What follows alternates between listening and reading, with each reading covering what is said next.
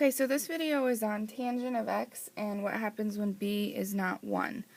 So I just want to review tangent of x real quick.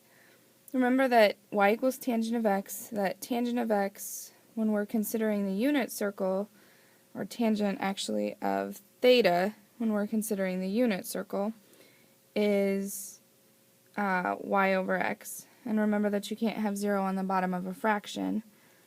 So that means that that can't equal 0. So x can't equal 0.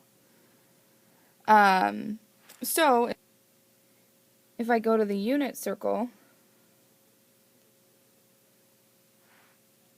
and this point right here is 1, 0, and this point is 0, 1, this point's negative 1, 0, and this point is 0, negative 1. The two places that have an x value of 0 are here and here, which if this is 0 and this is pi, then this is pi over 2.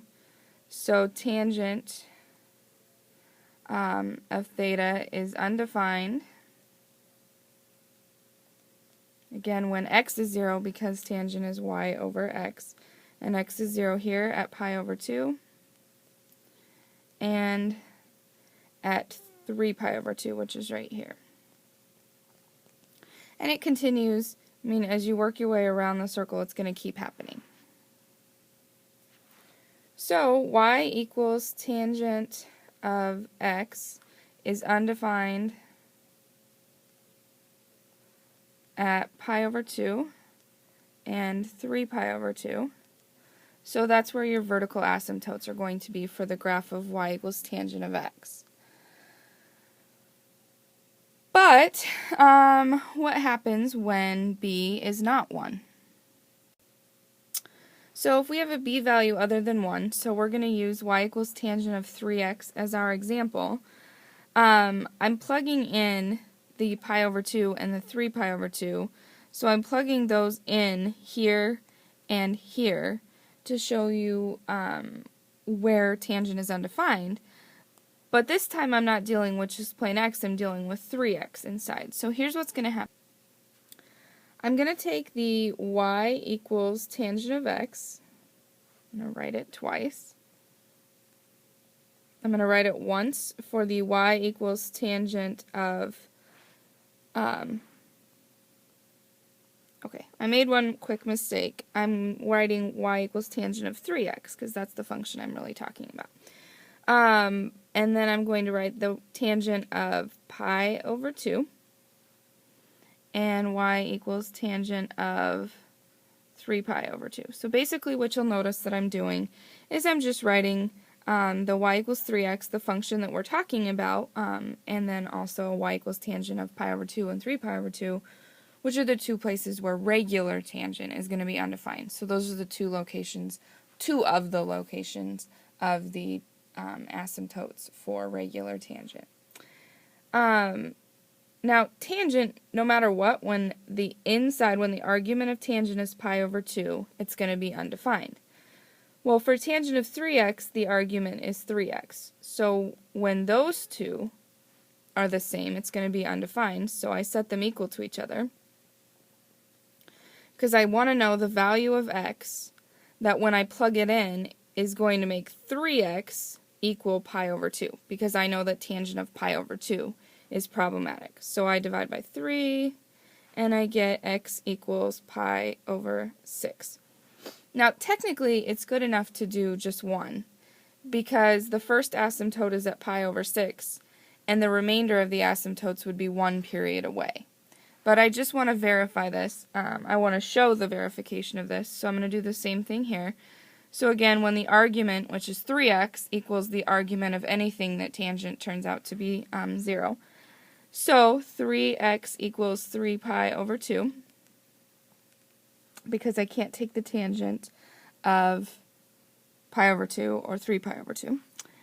So divide by 3 here, and I get x equals 3 pi over 6, which is pi over 2. So my two places that tangent of 3x are undefined, or two of the places are at pi over 6 and pi over 2.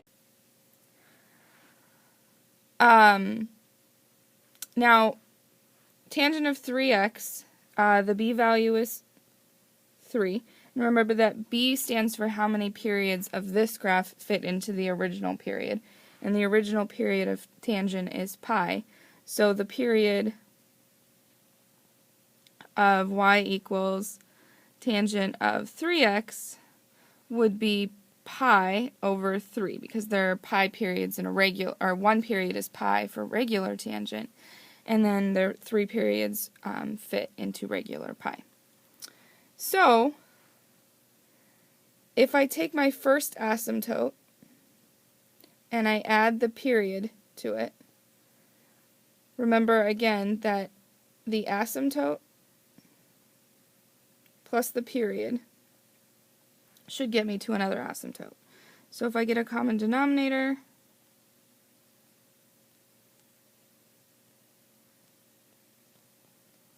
that gets me right back to that asymptote, the other asymptote. And I can just keep adding periods, pi over 3, on and on and on to find as many asymptotes as I want to. Okay, so I'm going to graph it now. And again, I'm graphing y equals tangent of 3x. So I've already kind of scaled this out just a little bit, but I want to show my scale. I'm making the choice to make my scale at pi over 6. So that would make this point right here 2 pi over 6, but that reduces to pi over 3. And that would make, this is 1 pi over 6, 2 pi over 6. This would be 3 pi over 6, but that is pi over 2. 1, 2, 3, 4 pi over 6, but that's 2 pi over 3. 5 pi over 6. And then 6 pi over 6, which is pi. And then my negatives will be the same thing, just negative.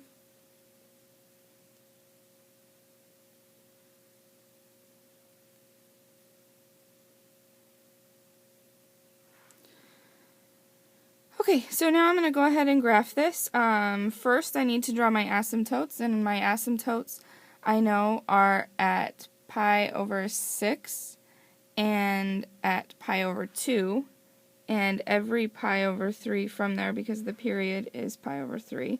So pi over 6, pi over 2, here's pi over 3 from there. Here's pi over 3 on the other side, pi over 3, pi over 3. And now I'm ready to do a quick graph. Halfway between the asymptotes, I'm at the zeros.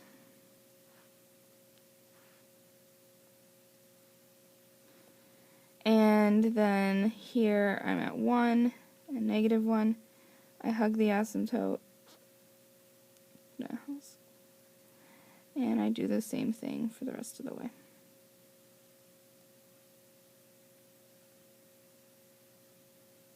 And at this point, it is rather repetitive. Cotangent works the exact same way, so there's really no sense in showing a cotangent graph as far as how to deal with asymptotic changes.